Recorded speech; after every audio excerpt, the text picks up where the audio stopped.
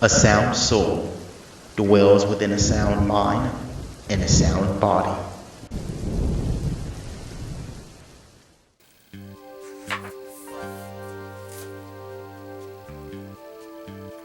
Wow, I mean, shit. Atsushi Okubo is doing well on these Soul Eater mangas. I mean, damn, the man can write his characters and everything. He has so many series and good, interesting moments. And you know what? Studio Bones is actually cutting out most of the best stuff. Ugh, I swear it's getting a little worse from here when Studio Bones keep cutting out one of the best things that Atsushi Okubo does just to lighten the mood or something, or time constraints. Ugh, man, it just aches me. Well, anyway, speaking of which, hey guys, welcome back. This is part 3 of the anime and the differences of Soul Eater. Jesus, it's about goddamn time. I'm so glad this is the final part. Dude, this is not the last video. Get the fuck out of here. How many are there? Like 200? I don't know. I don't know, 15, 19, 20? What the fuck? Are you fucking kidding me? Oh, no, okay, no. I can't take it no more. I don't know if I can take it, man. I don't know. This shit is too much. I don't know if I can take any more Soul Eater. I can't do it. You can go, dude. You don't have to appear in all these Soul Eater videos. You know you can go, right? Oh, fuck that. I'm gonna stay regardless. I mean, after all, I'm the reason why your videos are so good anyway. Yeah, you sure are. You sure are. Yeah, that's right. And you better remember it too, bitch. So, we're gonna finish where we left off. In the previous chapter, Medusa stole a key from the head witch's office so she can free a prisoner for the prisoner to fight Soul and Manga. And that prisoner is Free. Yes, in the next chapter, we actually get introduced to Free. So, yeah, we're gonna finish where we left off from the last chapter. Speaking of chapters, Soul Eater Perfect Edition Part 3 covers Soul Eater chapters 10 all the way to chapter 16. If you're confused, anime speaking wise, that's episode 13 to episode 19. Yeah, we're getting close to Ashura now. I swear he's one of my favorite characters in the anime, next to Krona being number 1. But yeah, enough about the introductions and everything. I'm not gonna go for the whole skits and everything, nothing like that. We're just gonna jump right in and look at the anime differences between Soul Eater, between the anime and the manga. And like I said earlier, trust me, it gets more interesting what's in this manga that did not make it to the anime. I'll try to make my rants brief as much as I can, but let's just get into it, because yeah, there's a lot of things going on in this chapter. Well, in the manga, excuse me. Dude, I have no fucking clue way to make these Soul Eater videos. No one even watches your stupid shit anyway. I mean, yeah, I'm here and I'm trying my best to make your audiences entertained, but damn, man, you're boring as fuck to listen to. Man, I swear to fucking God, man. See, it's reasons like that is why you and my other self can never get along. You guys are always fucking fighting. Speaking of which, where the hell is he? I don't know. Who knows and who fucking cares, really? Other me? What did you do? Did you make him run off? What the hell? Did I run him off? Dude, did you forget that last time that he's the one who chased me with a fucking knife, and then he pulled out his fucking gun and he started shooting at me? Hell, I stubbed my fucking toe running from that dumb, crazy asshole. That's not funny. Oh, it's funny. No, it's not. It totally is. It's not. It is. Anyway, Soul Eater Perfect Edition Part 3, Chapter 10. Let's get into it. It's funny. No, it's not. Yes, it is. It's not. Yes, it is. Whatever. I'm gonna go take a shit.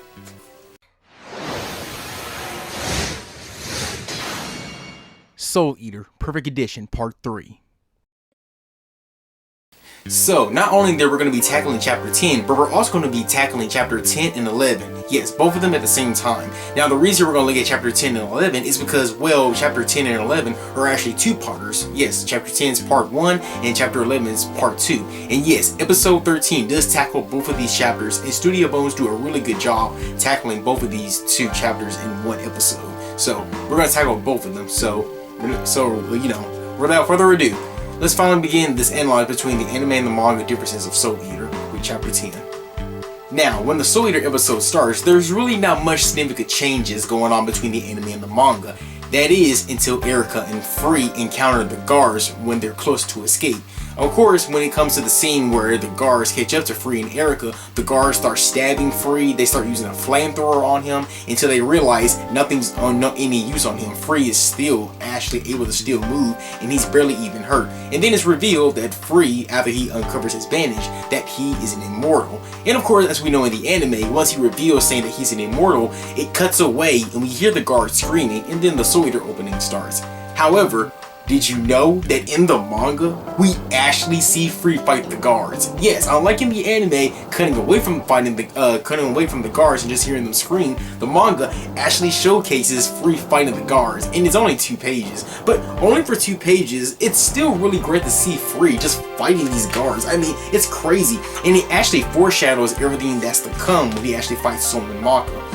In fact, there's actually one scene where Free uses one of his icicles and he actually cuts one of the guards in half. I mean, holy shit, I wish the anime would have shown that. That's gruesome as hell. But either way, still cool. Now you may be wondering, which one is superior? Did the anime do the right thing by cutting this part out, or did the manga do it a lot better, showing us what Free is capable of? Honestly, I think it works in both ways. First of all, I think the anime works because, well, even though we don't see Free what he does to the guards and it just cuts away, I think it's still really good for the audience because as the audience, we're in suspense because we don't know what this immortal can do. We don't know how strong he is. And of course, as us viewers, we don't know what Solomon Maka are going to have to go up against. So we're left in suspense to wondering how strong this guy is. So we don't know nothing about his abilities. So I will give the anime credit for that. Although I will give the manga credit at least foreshadowing the events to come when Solomon Maka actually end up fighting Free.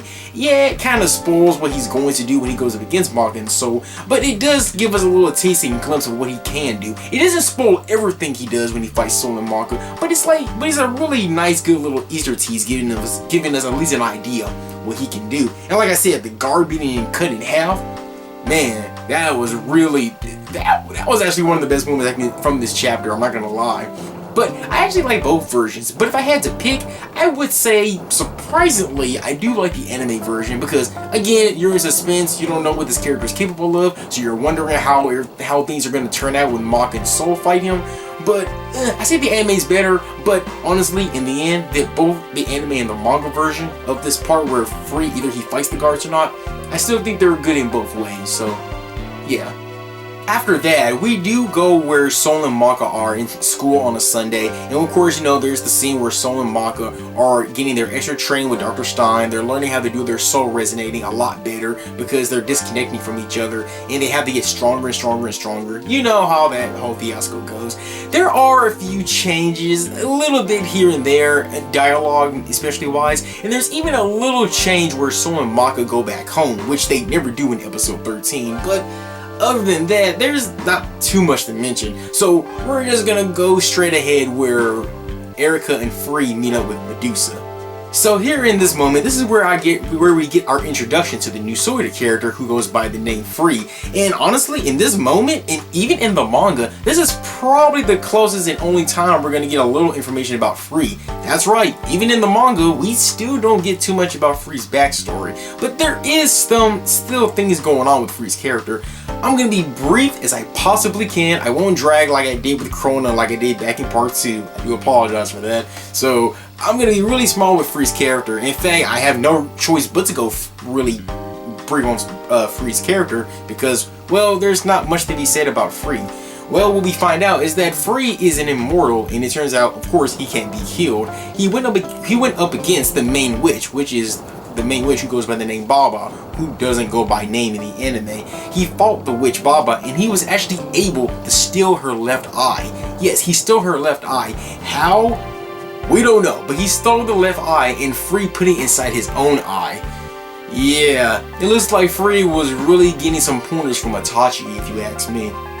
So anyway, it turns out after he stole the witch's eye, Free became even more unstoppable. Baba, the Queen Witch, she couldn't even defeat Free. He was just impossible to kill. So the only choice he had was to be able to just seal him, lock him up, and let him stay in prison for thousands and thousands of years. And that's where he's been all this time. Now, after all those thousands of years, Medusa finally wants to use Free to her, for all her dirty work. So now she finally frees him to death. And as Free says in the manga, in both the anime, he's been locked up for thousands of years. He says that the prisoners took a lot of things from him, even his name. Yes, he's been locked up for so long, he doesn't even remember what his name is. Now, in both the anime and the manga, he says they took everything away from him, even his name. Now, even in both the anime and the manga, he doesn't elaborate what he means by that. Like, was he tortured to death? Did they make him cause amnesia? Like, how did he forget his name? I mean, it's kind of odd that he doesn't remember his name, but it's also pretty funny that he remembers all the spells that he cast Even though he was locked up to thousands of years, he remembers all these magic spells that he can do and everything. But in the end, he couldn't remember his name. I find that funny. Speaking of his name, if you're an anime viewer, you might be thinking, oh, I bet in the manga we get his real name. I bet we finally get to find out what Free's original name was. Well, my young viewer, it turns out you would be wrong. Are you kidding me, Atsushi Okubo? What the fuck? Yeah, we never find out what Free's real name is. Even in the manga, we never find out what his original name is. And that pissed me off, because I really was hoping that the manga would like lead up to Free's original name, but unfortunately, we never do. It actually reminds me of Scar in Fullmetal Alchemist. When I heard that Fullmetal Alchemist Brotherhood was going to be more faithful to the manga, I thought like by the end we would find out what Scar's real name is. But at the end of the day, we never find out what Scar's real name was. It was like, what the fuck? But credit to the Fullmetal Alchemist creator, she did say that she originally wanted to give Scar a real name, but unfortunately, due to time constraints, she never got the opportunity. Atsushi Okubo's reason for not giving Free his original name, I don't know. In fact, I don't know if Atsushi Okubo even planned to give Free an original name. But let me just say, overall, in the manga, we just never find out about Free's original name. His name is just Free, and that's his name from the beginning to the end of the series. Free does become useful later on. Of course, he starts to fight Maka and Soul, and then he becomes really useful when they start attacking the DWMA when Medusa wants to free the Kishin Ashra. Of course, Free uses his magic spell to also free all the students in that one room, except for Maka, Soul, Black Star, Death the Kid, and the others. And of course, there's that cool fight between Death the Kid and Black Star, thinking that he's there. And then there's that moment where him and Erica go and try to free the Kishin Ashra. But other than those moments in the anime, that's about it. After episode 35, unfortunately, Studio Bones don't really utilize Free as much in the anime. After the anime takes its original route after episode 35, I was hoping to see more of Free, but he's not as utilized as much as he was in the beginning. Now in the manga, again, if you're an anime viewer, you might say, well, I bet he has more screen time in the manga. Well, somewhat he does, but I will say that Atsushi Okubo does a better job utilizing Free, way more than what Studio Bones did after episode 35. In episode 35, he's just here and there and he's just standing there, and that's about it. But in the manga, even though he still doesn't do too much, Atsushi Okubo does still let the readers know that his existence is still there. For example, one of my favorite moments is actually when the Soul characters, the DWMA, and even Medusa and her group start attacking the Arachnophobia, you know, where Arachne and everyone is in. And Free teams up with a certain Soul Eater character, I won't spoil who that is, but Free teams up with a certain Soul Eater character and they go up against a certain character and they team up, and that's actually one of the best and one of the serious moments that Free does in the entire series in the manga. I mean, it's one of my favorite moments against Free, and I love it. He is so badass in the manga, and he does even more abilities that we didn't even see that he could do in the manga. Afterwards, though, when it starts getting close to the Witches arc, and then it starts going to the final arc, unfortunately, Free is not too much utilized afterwards, but Atsushi Okubo still does what he can with this character, and I will give him props for that. But at the end of the day, for Free's character, much like Erica too, I won't talk about her because there's not much to be said about her, but Free, in both the anime and the manga, not much can be said about the character. In the manga, I will say he is utilized way better than what Studio Bones did with him after episode 35. But Free, overall, a character himself, he's pretty cool, and I do like him. I do still wish that we would have gotten more insights on him a little bit more, like his backstory, his friends, family, what he was. But unfortunately, we get nothing of the sort. Hell, throughout the entire series, he's still in his prison outfit. I was hoping in the manga he would wear a different outfit than that prison outfit. But no, the way that Free looks now, he looks the same all the way towards the end of the manga, unfortunately.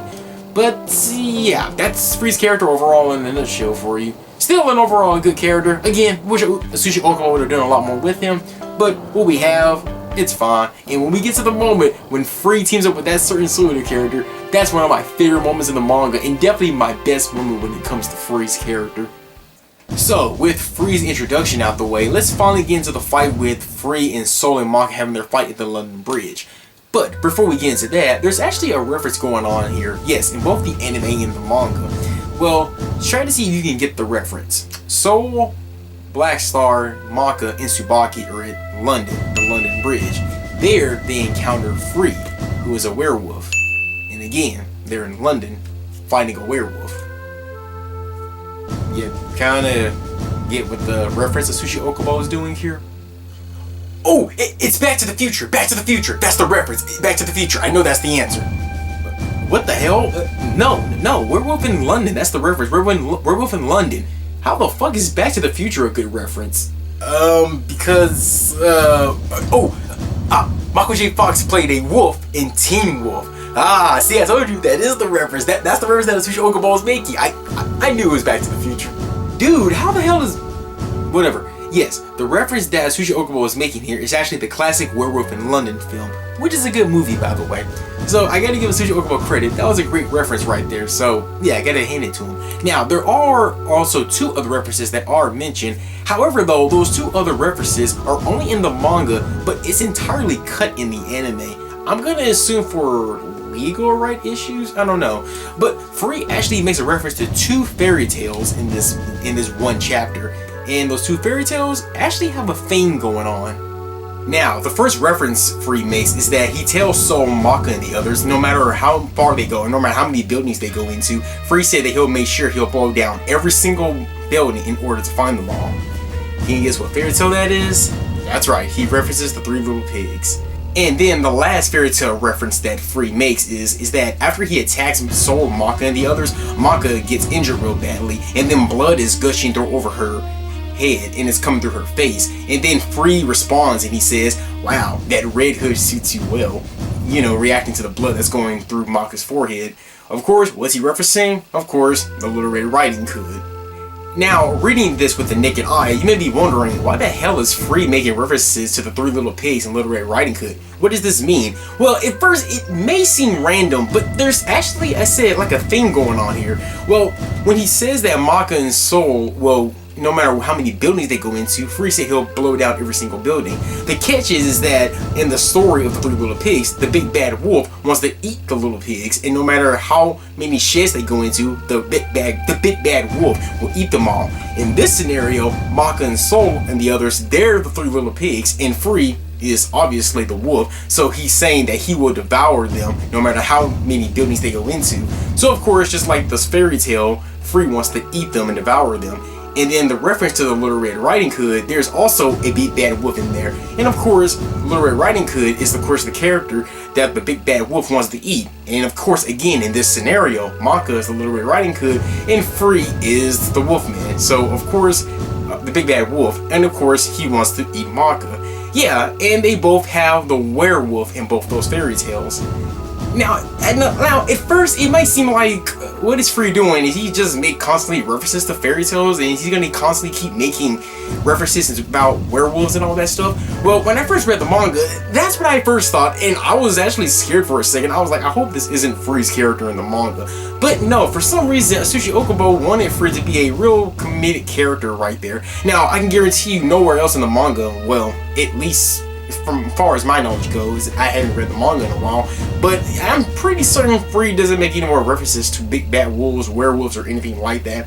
This is his first introduction, so I guess Atsushi Okubo just wanted to have fun referencing those kind of things. So yeah, we have Werewolf in London, the 3 little pigs, and we have Little Red Riding Hood. They all have werewolves in them. I wouldn't mind if Free did this sometimes, once in a while. It's not as bad as, say, Mr. Freeze, where he keeps referencing ice and cold all the time, but for Free, it's not as bad, and it doesn't really last too long, so I say Atsushi Okubo was pretty much like having fun at this point, so yeah, it's not bad, I can go with it, so yeah. Just to imagine, I mean seriously, imagine if Free just kept making so many bad werewolf puns everywhere he went, just like Mr. Freeze from Batman and Robin. I would totally hate Free's character if he was anything like that. Atsushi Okubo, trust me, Joel Schumacher is the last person you want to take inspiration from. Trust me. Now, this next anime and manga differences between the anime and the manga is not really big, it's pretty small, but I feel like it's a little important and I do want to discuss it. Now, while in the manga, Free is still an immortal, and this is only said in the manga, he is an immortal, but what we find out is that Free is not only that he's an immortal, but we also find out that he's from an immortal clan. Yes, it turns out that Free is not the only immortal in the Soul Eater universe, and he's from a clan that's called the Immortal Clan.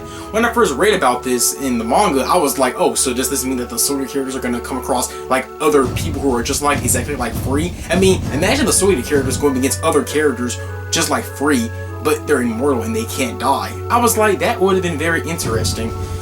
Unfortunately for Atsushi Okubo though, he doesn't really do nothing with that concept. He's from an immortal clan, but it doesn't do nothing. In fact, we later find out, not in this chapter, but later we find out that Free, he's the last surviving of the immortal clan.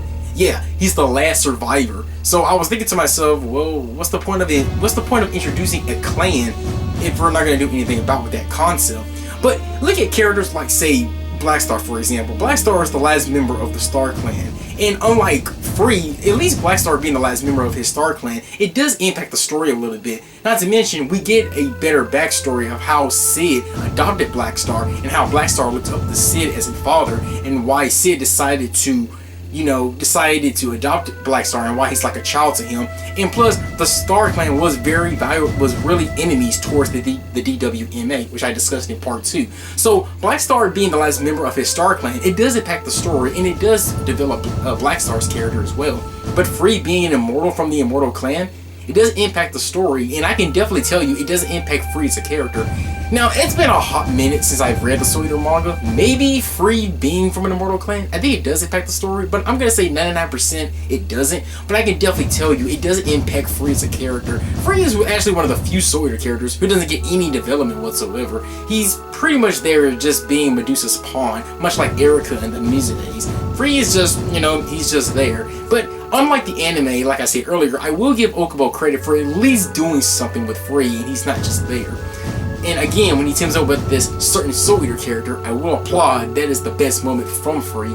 But other than that, this Immortal Clan bullshit, it doesn't mean anything. This is actually a rare moment where I'm going to say that the anime did a good job cutting that dialogue out, saying that he's just an immortal and nothing more. And yeah, that's all we needed. We didn't need no Immortal Clan or anything like that. Now, we're about to get into one of the biggest, and I do mean the biggest, difference between the anime and the manga in Chapter 11. Now, in Chapter 11 is one of the things that blew me away, and I couldn't believe that it didn't make it into the anime of Soul Eater. But it turns out that in this chapter, Manga is not only using Soul, but it turns out that she can use Tsubaki as well. That's right, Manga actually uses Tsubaki, a weapon that is not Soul, and that is interesting. Now, remember, the plot that's going on right now, that's going on between Manga and Soul, they're not really communicating with each other. Their wavelengths are not compatible. They're not really meeting the standards of their wavelengths, which is why Soul and Manga are not able to, which is why Manga is not able to wield Soul, because they're having differences right now, and their wavelengths they're not compatible, so they're not connecting with each other whatsoever. It's kind of like how in Dragon Ball Z, in order to fuse with another character, their power level has to be like the same power level. Well, in Soul Eater, you have to have the same wavelength with that weapon in order to wield it. And at the moment right now, Manga is not able to wield Soul. In the anime, Manga never wields Tsubaki. In fact, Tsubaki suggests that she just use her since she can't use Soul. Manga says in both the anime and the manga, she's not able to wield Tsubaki. Even if she was a good Meister weapon, she wouldn't be able to beat Free. And in the anime, they just brush it off. Manga doesn't do nothing else. She just says she can't wield Tsubaki because it's not really worth it. It doesn't matter. But in the manga, it goes even further. Tsubaki says even if she's not really a good Shadow Meister or anything, or we shouldn't even realize trying to beat him, they just need to do something in that situation. Which I'm surprised that Tsubaki didn't say that in the anime. And honestly, she's right. It doesn't matter trying to beat him or anything. They just need to defend themselves, and that makes a lot more sense. I can't believe it was brushed off in the anime. But anyway, we finally see Manga using Tsubaki, and I gotta say, I fanboyed like a motherfucker. I couldn't believe that Manga was using someone who wasn't Soul. I was like, that is incredible. That is awesome. Granted, it only lasts for, 2 or 4 pages. It doesn't last too long. It's only there for a moment. But I gotta say, it was awesome. I like how she used Tsubaki. I like how she used Tsubaki like a swing or whatever, and she kicked Free and all that. Again, it's only a moment that only lasts for a few seconds, but it's cool. It's really awesome seeing another Meister using a weapon that's not theirs. That's amazing. Now, another anime and manga difference is that Manga in the manga, she is a utility Meister, a Meister who can use more than other different weapons. So that means Manga can use other weapons that's not Soul. and that's interesting. However, in the anime, it says she's not a utility meister or anything like that. She's just a normal playing meister who can just wield soul. Now, in the manga, we find out that there is another character, Killix, who we get introduced to later. He is also like Manga. He can use other weapons. Killix uses his weapons called Fire and Thunder, but later in the manga, we find out that Killix wields Liz and Paddy, which is interesting because Kid's out of commission, but it was cool seeing that Killix can wield Liz and Paddy. More on that later when we get to those later in the chapters, but it's interesting. But unfortunately in the manga, only Maka and Killix are the utility meisters who can wield other weapons. And sadly, Atsushi Okubo doesn't do anything with this concept. It's interesting. I thought it would make, I thought it was gonna become relevant later on in the manga, but unfortunately, Atsushi Okubo doesn't do nothing with this concept whatsoever. Much like Free being an immortal that doesn't impact his character, these utility meisters like Maka and Killix, it doesn't go anywhere. So once again, why did Atsushi Okubo introduce this concept, but he doesn't do anything with it? And I'm actually upset that it wasn't that much relevant in the manga either. It's depressing. This is a really cool idea that he can do with the series, but he doesn't utilize it with it much. It's only there for a brief moment, and then it's gone. But whatever. But at the end of the day, it was cool seeing Maka using a weapon that wasn't soul. So yeah, that's definitely my favorite part of this chapter 11 of the manga. I love seeing the other meisters using other weapons. But unfortunately, it didn't last too long. Another interesting thing about the differences between the anime and the manga is actually Free's reasoning. Now, in the anime, Free doesn't really explain why he doesn't like Lord Death and his rules. In the anime, they pretty much brush it off. Free just says he doesn't like the rules that Lord Death makes, and that's about it. And then he already has a motive of why he doesn't like the DWMA. But in the manga, would you believe, Free actually has a reason of why he doesn't like Lord Death's rules, especially one specific rule that he doesn't like. And of course, Atsushi Okubo, being the writer and the creator that he is, he actually gives Free a character arc even further. It turns out, basically, Free doesn't like Lord Death's rule about wolves. Basically, wolves are always watched by humans, and humans have to take care of the wolves. And, well, Free doesn't really like that. The humans are forced to watch over the wolves and command them and to tell them to do whatever they want, even if the wolves don't like it. However, if the wolves fight back and they don't want to obey their masters and they just want to go off on their own, the humans have the right to either kill the wolves or put them into custody. And of course, Free, being a werewolf, he has to follow those rules, but he refuses to follow them because that's not what he wants. He wants to be free and pretty much just be his own master without no one telling him what to do. And honestly, that's pretty much the gist of it, and that's why he doesn't like Lord Death's rules, since Lord Death is the one who's saying that the humans must rule over the humans. But Free, being a werewolf, he doesn't want to be ruled by humans. He wants to be his own ruler. And honestly, we can actually sympathize with Free. No one likes to be ruled by anybody. Everybody wants to be their own somebody and be their own master, not being told by other people. So it actually gives Free more of a character arc. When I read that part of the manga, I was like, damn, that's pretty damn good. Once again, and I know I say this a lot, but why the fuck was this cut out from Free's character? It actually would give him more of a motive, and I actually feel sympathize with the character Free. But yeah, one of the most interesting things in the manga right here is that Free gets a character arc, and I can't believe when Studio Bones did this part, they didn't utilize it too much. So yeah, huge props for chapter 11 that explains Free's motives. So a great job, Atsushi Okubo. I do like this part, and I was ashamed that it didn't appear in the anime. So yeah. This next bit doesn't really have anything to do with anime and manga differences. In fact, it's in both the anime and the manga, but I feel like it's worth discussing. It turns out in the manga, in both the anime and the manga, when Maka struggles to use soul, even though their wavelengths aren't compatible, but when Maka decides to fight it and try to use soul, we see her soul coming, we see Maka's unique Lingori soul. It's not really referenced or named in the manga yet, but later in the manga, we find out that this is Maka's special spirit here, her special soul right there, which is the Lingori soul, which plays relevant later in the Arachnophobia arc, and it becomes a really helpful ability when Maka, Blackstar, and Kid go up against Ashura. It's really awesome. Atsushi Okubo actually utilized this a lot more. Unlike Free being immortal or the utility meisters, Atsushi Okubo actually utilizes Maka and Lingori soul, and surprisingly, Studio Bones actually showed that. Now, the reason I'm guessing Studio Bones showed that was because, well, maybe they didn't think Atsushi Okubo was going to make that relevant later on, but yeah, in the anime, we see it twice. We see it here in this chapter, and we see it again later on when Maka goes up against Krona. So, I'm shocked that Studio Bones actually went along and actually showed Maka's Lingori soul. And again, it becomes really relevant later on. So yeah, I just wanted to point that out. There's no anime and manga differences, but I felt like it was worth discussing. Well, with all that being said, that's all the differences between the anime and differences between chapter 10 and 11. I went over chapter 10 and 11 and the anime and manga differences between that.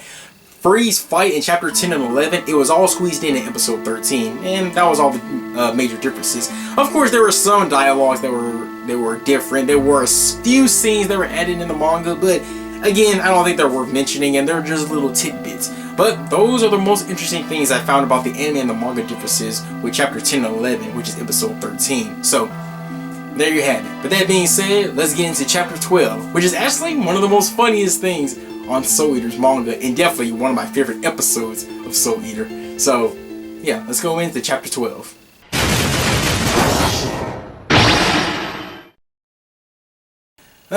Well, Soul Eater, chapter 12, aka Soul Eater, episode 14.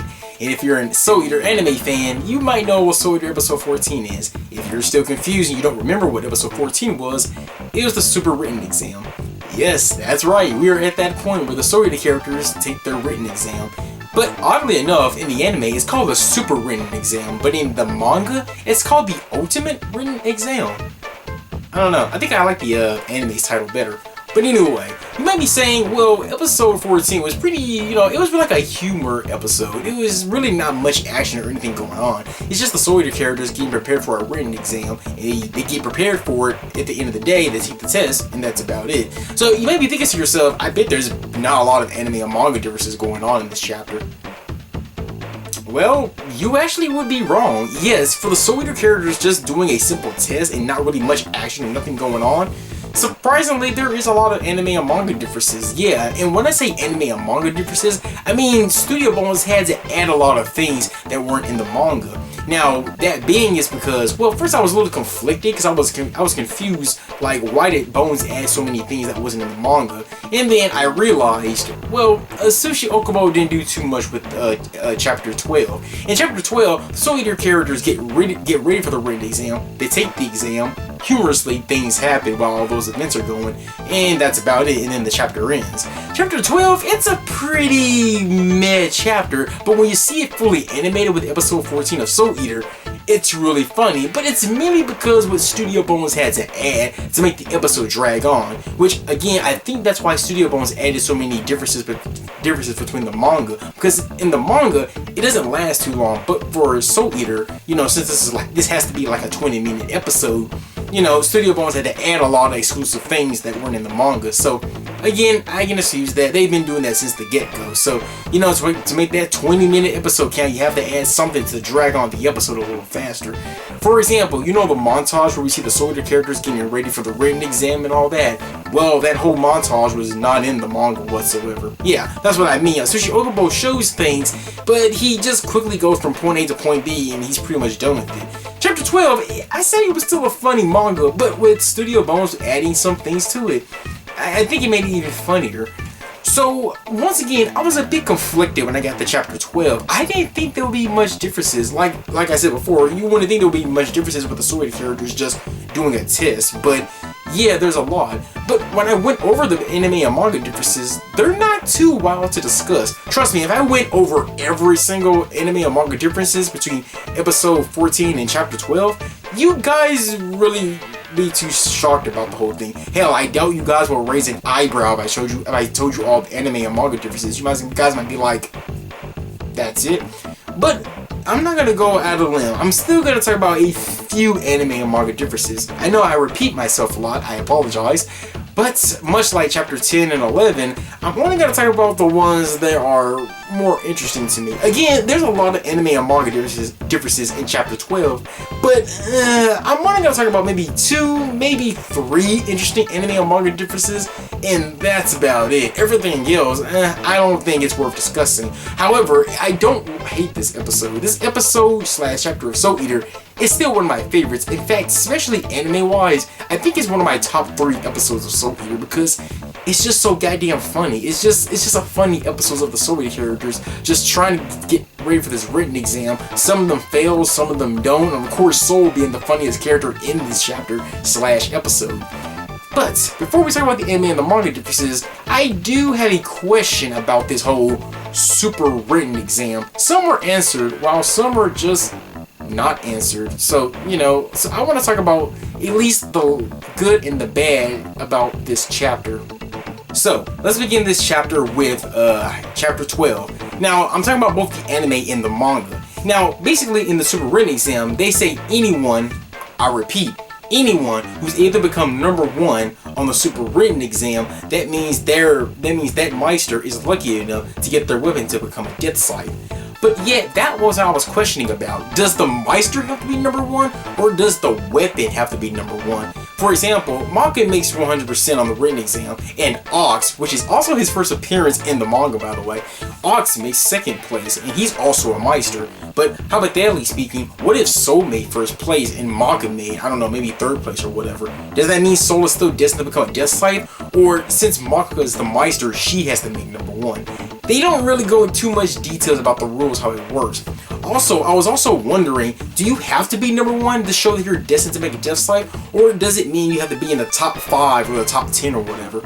Well, I guess it's safe to say that you have to be number 1, because eventually, as we all know in the manga, Soul does eventually become a death sight, and I guess you can say the written exam pretty much foreshadowed that Manga was going to get Soul to become a death sight, but her second opponent, Ox, he came in 2nd place. Now, if you're an anime-only viewer, I don't blame you if you don't know Ox too much, because while he did have some appearance here and there in the anime, he was well developed in the manga, and actually in the manga, he's more sympathetic. Now, at first right now, he's a goof, he's a clown, but later on in the manga, he is more sympathetic, you understand him, and you do like him. Well, at least I do.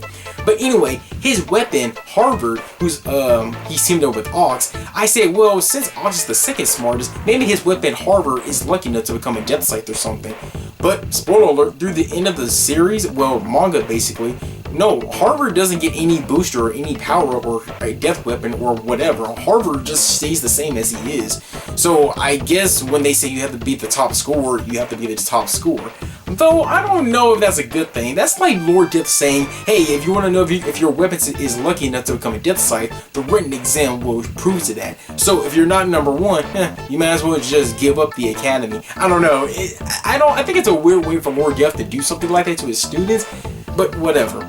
But it does make me question another thing. But what if there's 2 or 3 other people who are lucky enough to get 100% on the written exam? Can there be 2 number 1s, or can there only be 1 number 1? And if there happen to be more than one person who made 100%, is it a draw? Do they have to like do an extra written part of the exam because there can only be 1 number 1 at the written exam?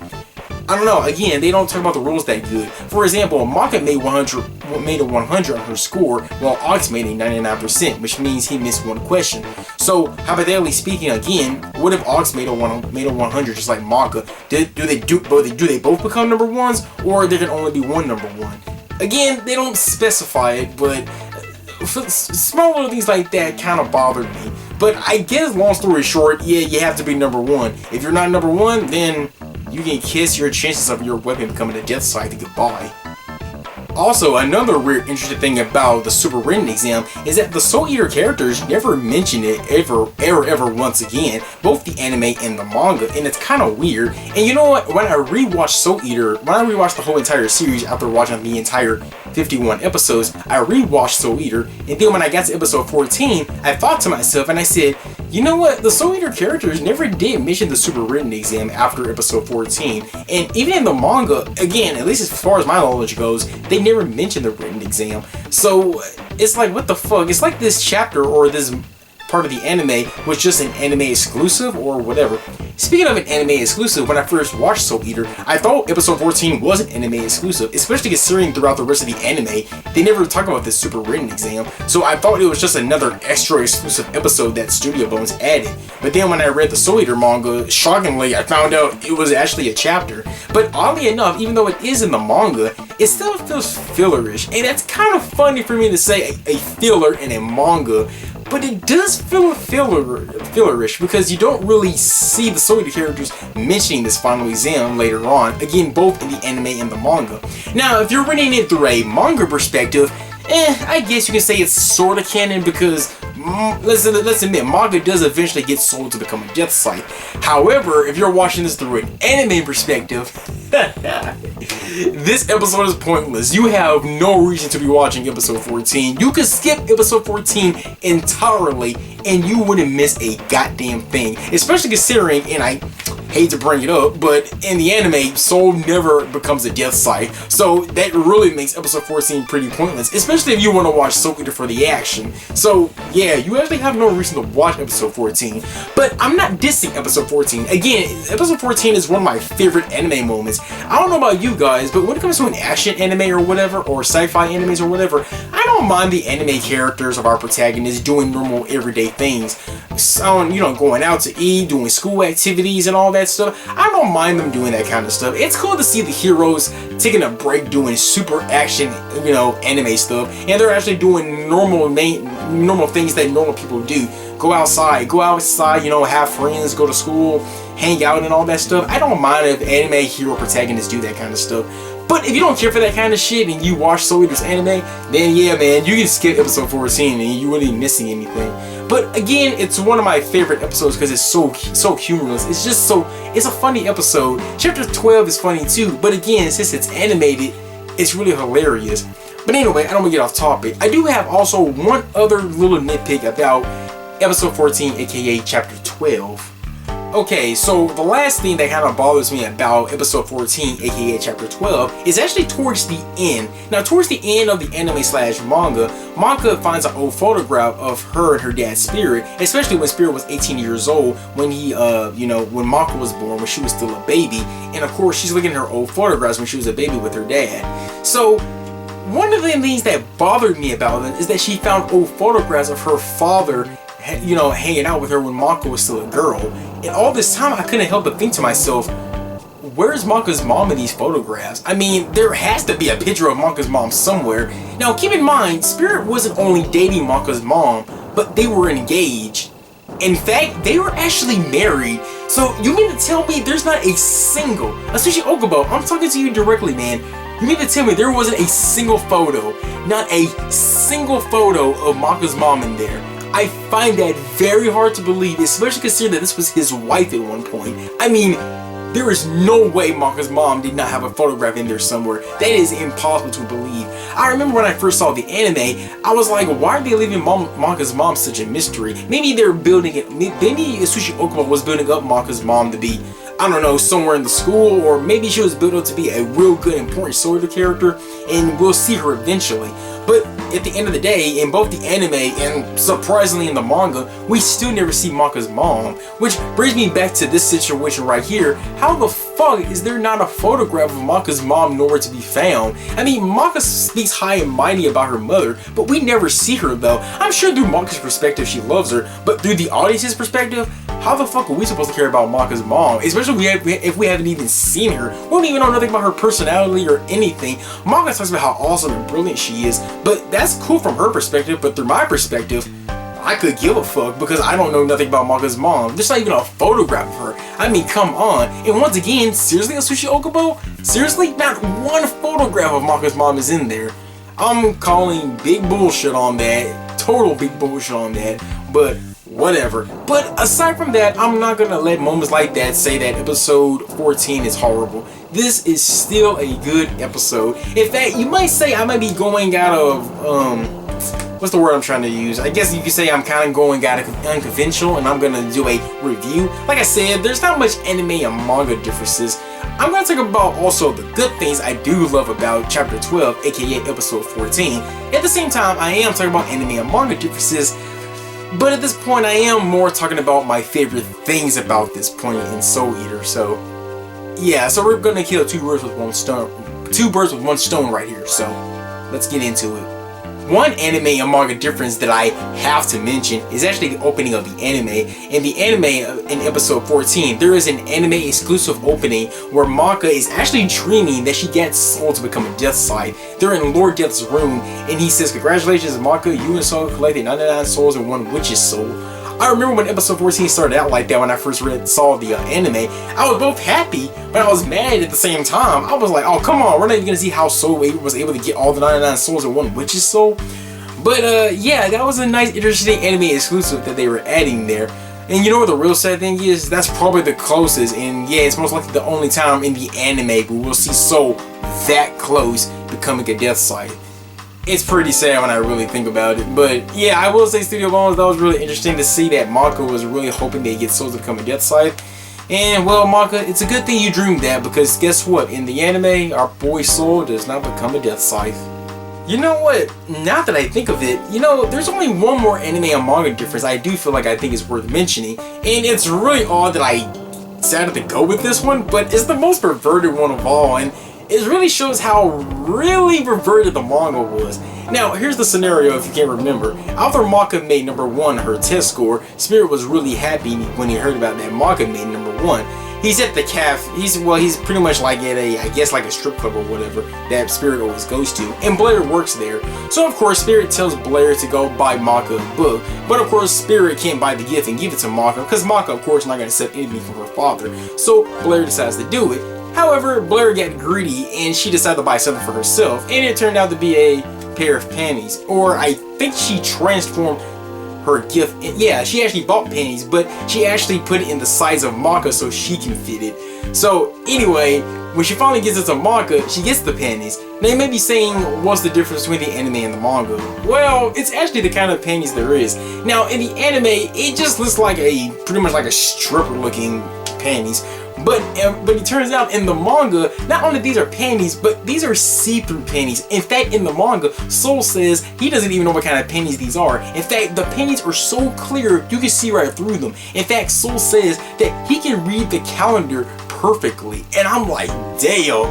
I was like, Jesus. If you thought it was perverted in the anime, in the manga, it's like, what the fuck? And of course, Spirit didn't buy that, it was Blair. But through Soul and Maga's perspective, yeah, it's kind of creepy. And it's like, ugh, why would Spirit give this to Maga? So, yeah, again, we as the audience, we know Spirit didn't buy it, but through Soul and Maga's perspective, we can see how disgusted they are. It's just, ugh. The manga is literally more perverted than it was in the anime. I don't know why something like that was cut in the anime. That would have been hilarious hearing Soul say that. But oddly enough, like I said, I think those are the only two things I found interesting. That Maka was daydreaming about Soul becoming a death scythe, and Maka's panties being more perverted in the manga. Everything else, I'm sorry to say, but it's just, that's all I can say. But despite my list of talking about the anime, the differences between the anime and the manga, I do want to take this brief moment talking about how much I do love the episode though. Now, like I said before, this chapter is just full-on comedy. Atsushi Okubo just wanted to take a break from talking about the story and just letting the story characters just have fun being themselves and just, you know, doing normal test stuff like you would do in an actual school. Now, like I said, the entire episode, it's funny / chapter. The entire chapter is funny. Even the whole montage seeing the Sawyer characters studying, which, again, it was an anime exclusive seeing the Sawyer characters having their own montage and seeing them studying. But of course, by far, the funniest thing in the entire episode is actually when they actually start taking the test. That's the big funny part about the whole entire episode / chapter. Now you might be wondering, what's so funny? Isn't just seeing characters studying, doing a test really boring? Well, on paper it sounds boring, but somehow Atsushi Okubo does it real well, and credit the Studio Bones, they did a freaking good job animating it. And like I said before, it's one of my favorite episodes of Soul Eater.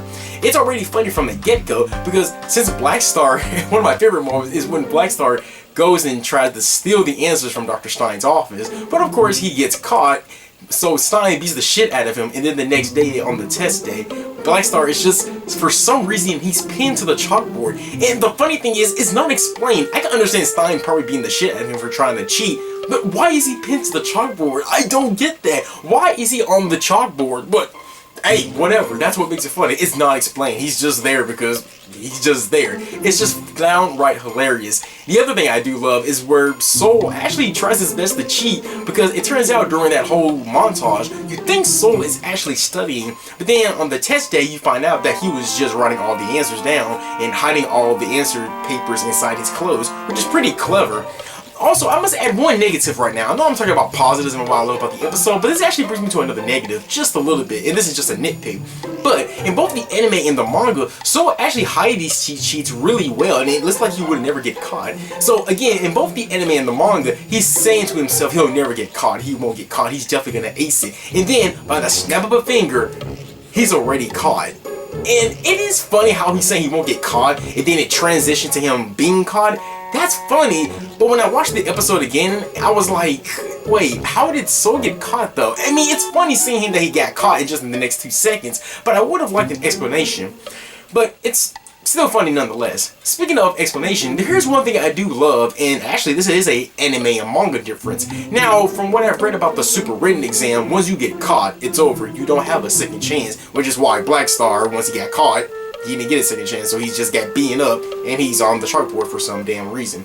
But Soul, on the other hand, he got a second chance, but in the anime, it's not explained. Sid said he was going to give him a second chance, but in the anime, it's not explained. Why did Soul get a second chance, but Black Star didn't? Well, in the manga, would you believe, we actually get an explanation why Soul got a second chance. And it's because of Sid himself. And well, if you're a fan of the anime, and if you're a Soul Eater fan, you should know Sid's tradition where he says, when I was alive, I was the kind of man who would... And you know, he would pretty much give his explanation like that. Well, that's what he does in the manga. He says, when I was alive, I was the kind of man who would give people a second chance. So, yeah, there you have it. That's why Soul got a second chance, because Sid's the teacher there. So since Sid's around, and since Dr. Stein's not around, Sid decides to give Soul a second chance. And I said, okay, that's actually a good explanation right there. But anyway, back to the funny moment. So pretty much it's just Soul just standing back up there, and he hasn't answered not a single question, and he's just struggling. He has 2 people on his side. He has Death Kid right there, and he has Paddy. Paddy, of course, doesn't know what the hell she's doing since she didn't study. So she decides to turn her whole paper exam into a giraffe. I was like, she's coloring and she made a giraffe. What the fuck does that signify? Nothing. Paddy is just stupid. And Death the Kid, he's Lord Death's son. Of course he's gonna answer it. But he's even funnier because Death the Kid, of course with his OCD, with his perfect symmetry, he's trying to write his name Death the Kid, but he can't get the K right. He's trying to get the K in, you know, really good, but he can't. In fact, he's writing his name in bold letters. He's not just writing them. No, he's writing them in bold letters. You know, even coloring in the black and all that. He's really trying to write his name perfectly as he can. And at the end of the day, Death the Kid never finishes it. I was like, he literally spends the entire time just trying to get the fucking, trying to write his name perfectly, and he never does. And then, by the end of the day, again, since he loves his perfect symmetry so much, he starts to erase the paper, you know, trying to erase the K and trying to do it right while crying. And then he accidentally cuts the paper, and then he just faints because, you know, his symmetry is all screwed up on the paper since he ripped it open, and he faints. Also, this is another anime and manga difference, believe it or not. In the manga, Death the Kid just faints over and faints because, you know, the symmetry's off and then he fainted. But in the anime, and for some odd reason, Studio Bones said that made Death the Kid have a real gory effect, like blood coming out of his eyes and his nose and his mouth. I don't know why Studio Bones thought that was necessary, and I'm the kind of guy who loves blood and gore, don't get me wrong, but in this situation, I don't know why Studio Bones added all the blood and gore on Death the Kid. I think that was a little too much, but whatever. It's funny that Death the Kid, just like Soul, they didn't answer a single damn question. Now, Tsubaki, there's nothing funny about Tsubaki. She's pretty much like Manga, pretty much taking the test seriously. And while Liz, I guess she takes it seriously, but she's more like answering them just pretty much casually and saying whatever and stuff. But anyway, I could go on about how funny the episode is, but yeah, those are my favorite moments, and the funny episode is just seeing the Soul Eater characters just failing to answer these questions. But overall, I say it is a good episode, and it is a great manga read. Now, like I said, there are a lot of anime and manga differences, but again, they're nothing that were worthwhile talking about, like, whoa, really? And it's just nothing too wild. And like I said, this is more like a fillerish chapter. Again, that's hard to say in a manga, but it's more fillerish. There's really nothing much going on. There's no story progression or anything, and nothing wild-blowing. All I can say is, and I know I've been saying this a lot, but yeah, one of the favorite episodes of Soul Eater, and it's one of the best funny chapters of Soul Eater. So yeah, chapter 12, aka Soul Eater episode 14, definitely one of the best. So yeah, that's all I have to say. But now, let's go back to the anime and manga differences of Soul Eater with chapter 13.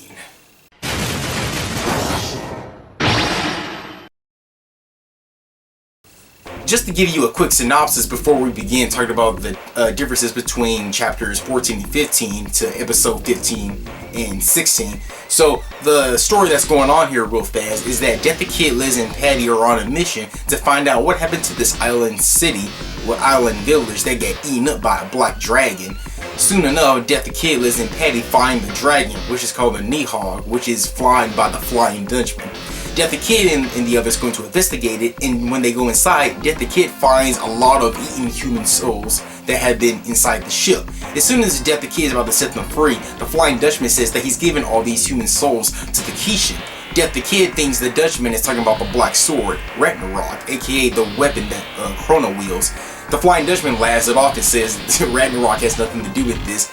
No, he's not giving it to Ragnarok, but he's giving it to, and I quote, the Kishin that is close to Death the Kid. Death the Kid doesn't know what he means, and trust me, we'll get to that later. So Death the Kid doesn't understand what he means by that, and the Dutchman just laughs it off saying that he'll understand what he means. So they start fighting, a lot of things happen, Liz gets separated from them, they quickly reunite, Death the Kid's about to fight the Flying Dutchman, Krona comes out of nowhere, cuts the Flying Dutchman in half, Ragnarok comes up, Krona uses his soul resonance, sucks up all the human souls, Ragnarok becomes the real Black Dragon, and Krona, Death the Kid have their little battle. The Flying Dutchman shows up, tries to get revenge on Krona and Death the Kid, but Krona effortlessly destroys the ship, which also destroys the Flying Dutchman, and And then when the battle is over, Death the Kid has to realize what the hell did the Dutchman mean by the Kishin that's close to them. I love that. So, like I said, we'll get to that later, but that's the whole fiasco of the episode. But now, let's talk about the differences now. So, much like chapters 10 and 11, we're going to be tackling chapters 13 and 14 at the same exact time, because much like chapters 10 and 11, 13 and 14 are also two-parters. Speaking of two-parters, unlike chapters 10 and 11, where Studio Bones took 10 and 11 and put those two-parters in one episode in episode 13, unfortunately for chapters 13 and 14, they unfortunately couldn't put them in one episode.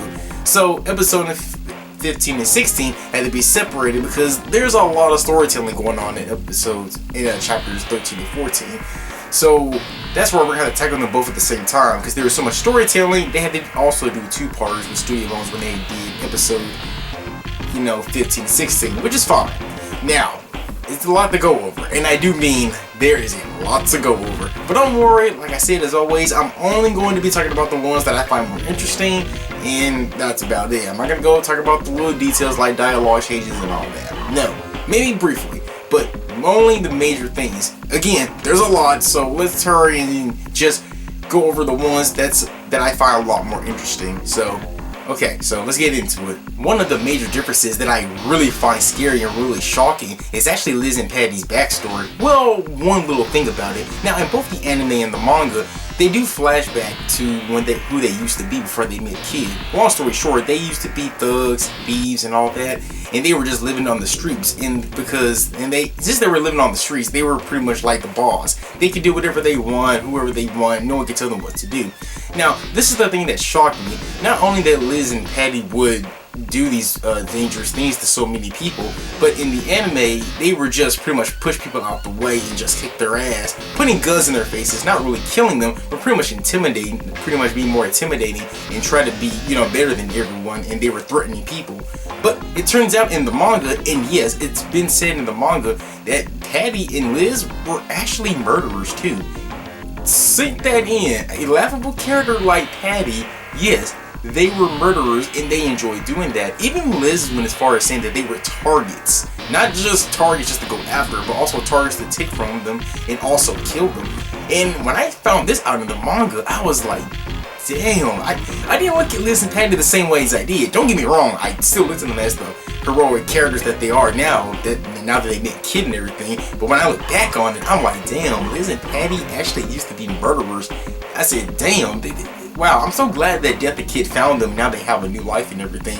It actually comes to mind of Kirito from Sword Art Online, where, long story short, just like Liz and Paddy, Kirito, who is our number one main protagonist of the series, he actually used to murder people back in the day. I don't want to go into details here since this video is Soul Eater, not Sword Art Online, but much like Kirito, he used to kill people back in the day, but he's over that and now he's our main hero.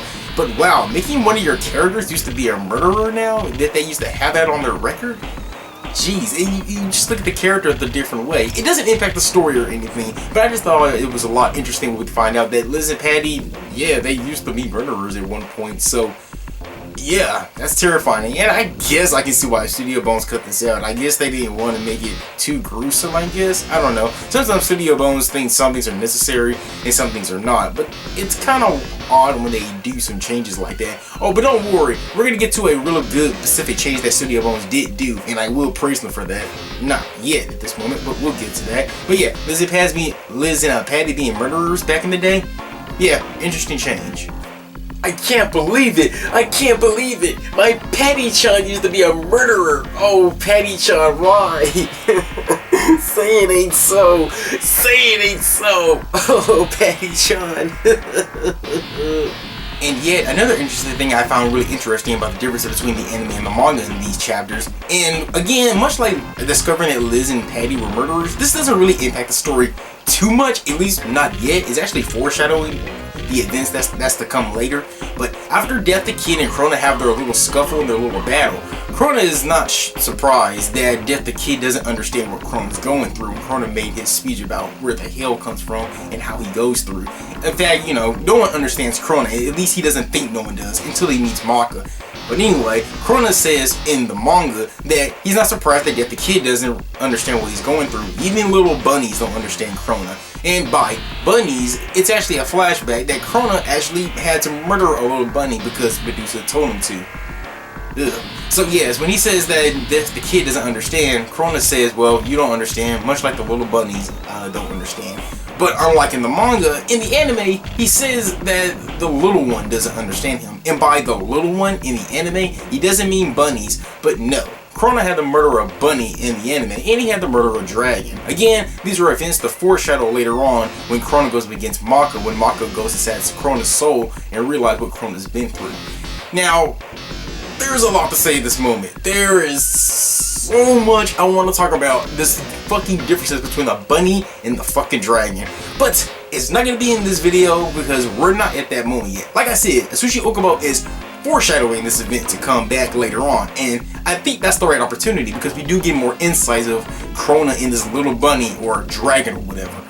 And I have a lot to say. Long story short, I did not like how Studio Bones did it. I love how Atsushi Okubo did it, but none of this video is not too far off when we see Krona and Maka have their next battle. Not in this video, but the chapter is closed, and do believe me, I'm foreshadowing this. I have a shit lot to say, so I really doubt my rant's gonna be really short when we get to that moment. But believe me, I have so much to say when we get to that moment. But yeah, that's your anime and manga difference in this chapter. Yeah, I actually agree with my other self, as much as I hate to agree with my other self, but yeah, when we start talking about the anime and the manga differences between the bunny and the dragon, yeah, I want to rip Studio Bones a new one too. And you know what? It's all because of censorship too. I'll leave it at that, but when we get to that moment, yeah, I want to have a few words myself. Censorship. Man, you. And now we have to talk about one of the most weird and one of the strangest things I have ever seen between the differences between the anime and the manga.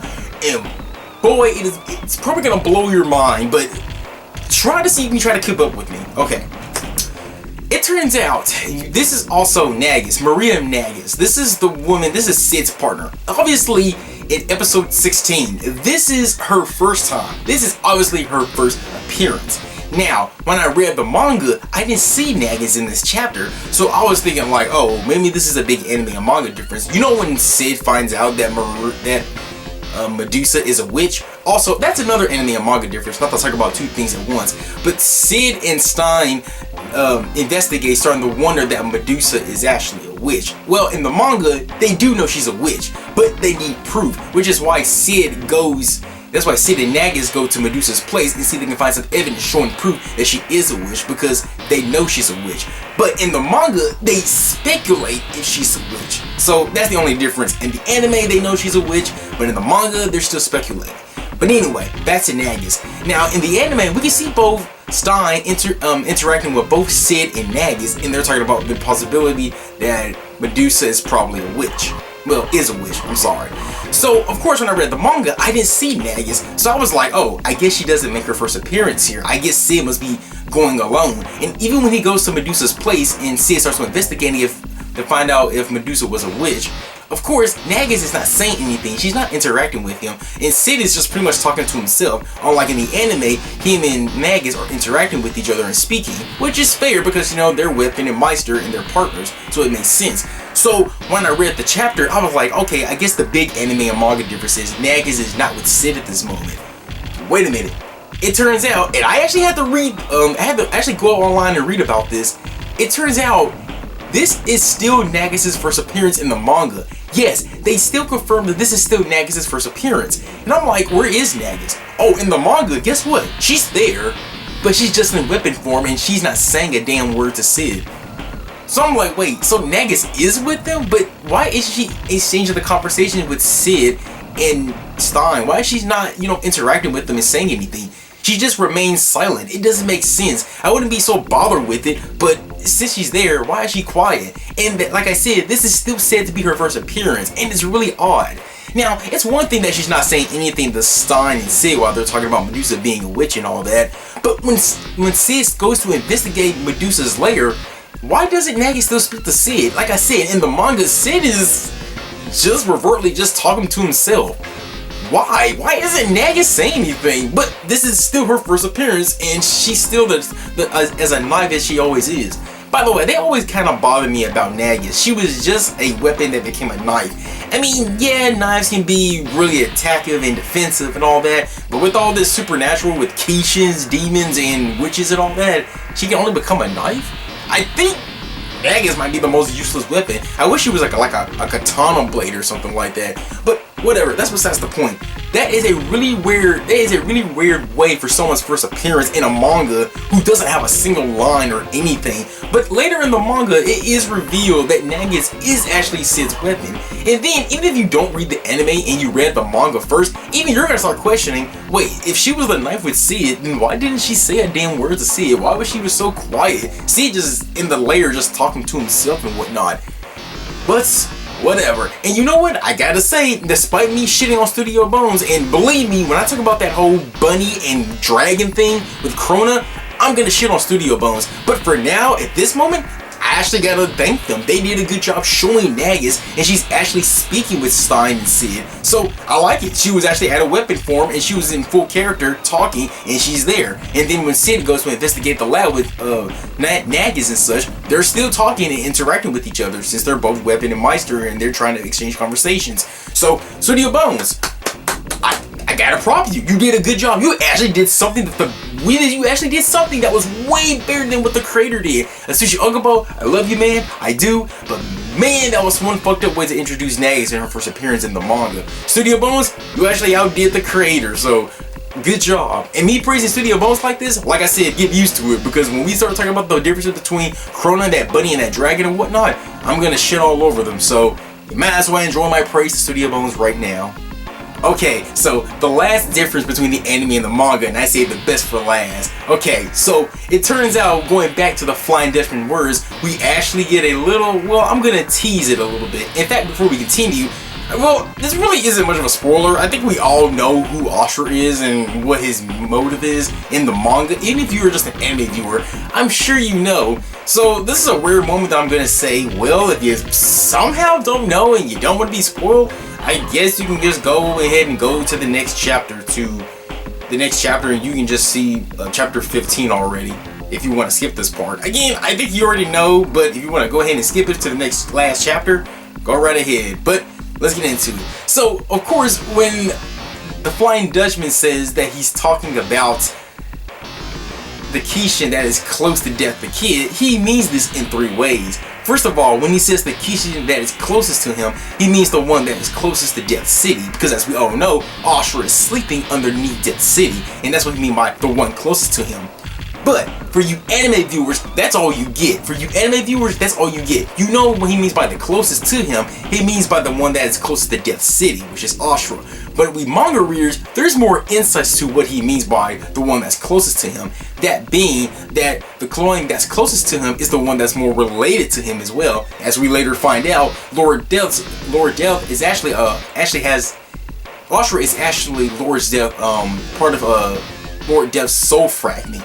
Ashura is part of Lord Death's soul fragment, which also Death the Kid, who is his son, he's also a part of his own father's soul fragment, which technically makes Kid Ashura brothers, and that's awesome. I love how they foreshadow that event. Unfortunately, it's not until the freaking close to the last of the Soul Eater manga, but that's really what the Dutchman means by that. And I gotta say, this is only chapter 12. Chapter 12, and Sushi Okubo is already foreshadowing something that's not going to be explained into the very last end of the manga. Not the very last end, but close to the final battle against Ashura. And I love that. Sushi Okubo planned this from the beginning to all the way to the end to it's revealed that Kid and Ashura are brothers. And I love that. That's why I love it so much, because it took us this long to finally understand what the Flying Dutchman mean by that. And I love it. But unfortunately, in the anime, obviously, it's never revealed that Kid and Ashura are brothers. So you anime viewers are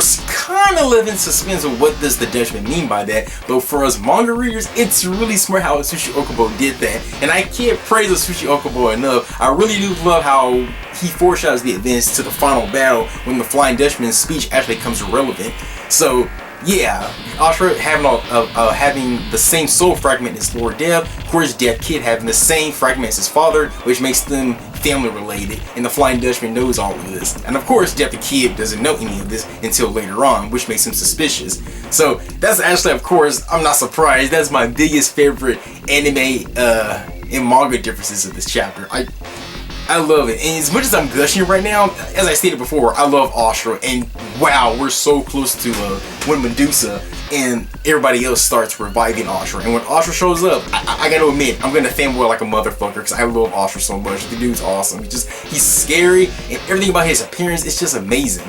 Well, one last thing I wanted to say about the difference between the anime and the manga is actually the Flying Dutchman himself. Of course, at the end of the day, Death the Kid, and especially Krona, ruined his plans so he gave all his human souls to the Lord Hishin, which is Ashura.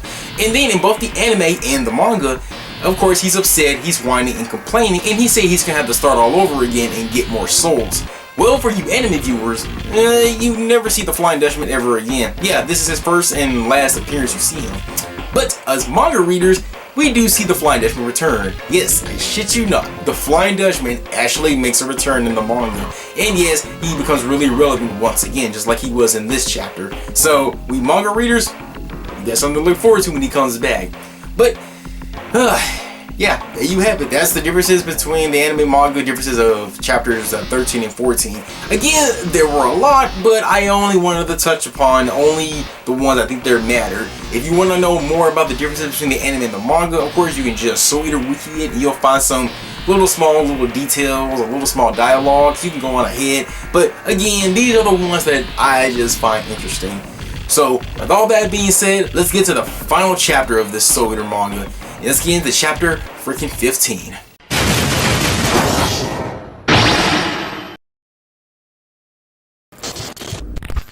In fact, before we even begin to talk about the next chapter of Soul Eater, there is something I want to talk about in the next episode of Soul Eater. The key word being the next episode of Soul Eater. You see, in the next chapter, after Death the Kid goes and visits his father about the whole who is the Kishin right next to him and what does the Dutchman mean by that, we immediately go to the next chapter where Medusa free Erica and Death the Kid infiltrate the DWMA so they can go and revive the Kishin Ashura. That's what happens in the next chapter. However, in the next episode of Soul Eater, which is episode 17, the anime actually takes a break. Yes, that's right. We actually get a break from that for one episode. To be fair, it's only one episode. And something like, say, Bleach or Naruto, they would have given us like maybe, I don't know, 4, 5, 6, 7, maybe even 10 filler episodes until we go back to the main story. But for Soul Eater's case, we do have one episode before they continue the story. With that being said, what I mean by Bleach and Naruto, they had to go through a lot of fillers before they even continue the rest of the story because, you know, sometimes they don't want to go past the manga or whatnot, or they're trying to just make more episodes for the for the series. But for Soul Eater's case, yeah, that's kind of what this next episode is. It's completely 100% filler, and this next episode is about Excalibur. Yes, we get another episode about Excalibur, and it's completely 100% filler. This is literally one of those episodes where you can skip and you wouldn't miss a damn fucking thing if you missed it. Now, you might be wondering, why would Studio Bones give us something that's completely non-canon to the anime? Why couldn't they just go to the next canon episode? Well, I tried to research as long as I could and try to see if I can find any reason, because keep in mind, I was one of the people who had to sit through this episode because I thought it had something to do with the Soul Eater anime, but it doesn't. You can literally watch this this episode 17, and you wouldn't be missing a damn thing. But back to my question, why did Studio Bones do this? Well, I really couldn't find anything until I found one thing, and this is rumored, it's not confirmed, but from what I've gathered, supposedly Studio Bones did not want to go past the manga. Now I know what you guys are saying, they still went past the manga even though. That's true too, but this is what I found. Apparently, when they were still writing, adapting all the mangas, Atsushi Okubo was still writing it, obviously, and Studio Bones was actually getting a bit too close to Atsushi Okubo's latest manga chapter. So of course they were trying to give the man enough time to write more chapters and whatnot. Now Studio Bones knew eventually they were gonna have to take the anime to its own route, even though they could have just waited until the end until the manga was completely done.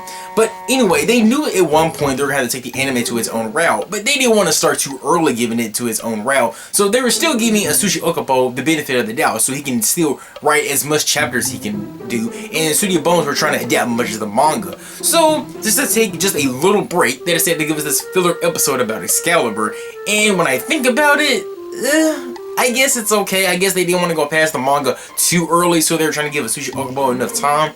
But of all the characters, I don't know why it had to be Excalibur. Look, Excalibur, personally to me, he is a cool, funny character, but my god, he cannot hold an episode all by himself. Yes, he has Ox there, and yes, that's pretty much the premise of this filler episode. Much like how Black Star and Death the Kid went to go retrieve they went to go retrieve Excalibur, but then they found out how annoying Excalibur was, they didn't like him, and of course, Excalibur being annoying, Black Star and Kid telling him to shut up, Excalibur is bouncing off other characters because of how annoying he is. Ox, while he does find Excalibur annoying, Ox doesn't say too much. In fact, most of this episode is actually Excalibur talking about his backstory. Backstory about the real Excalibur and King Arthur and all that.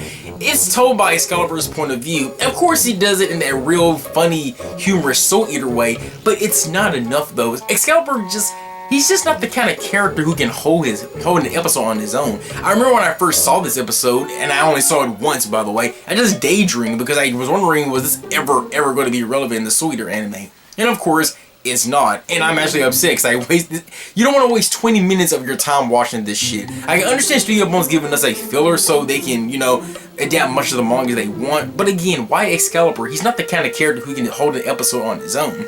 Now, they could have done another filler episode, like, say, I don't know, maybe Soul, Maka, Death the Kid, and the others going on a picnic, going to the movies, or doing something like that. I wouldn't mind a filler episode like that. I mean, come on. Now, much like the Super Written Exam, you can skip this episode, obviously, and you wouldn't miss a damn thing, especially considering that this is an exclusive anime filler episode. You can skip this shit and not miss anything.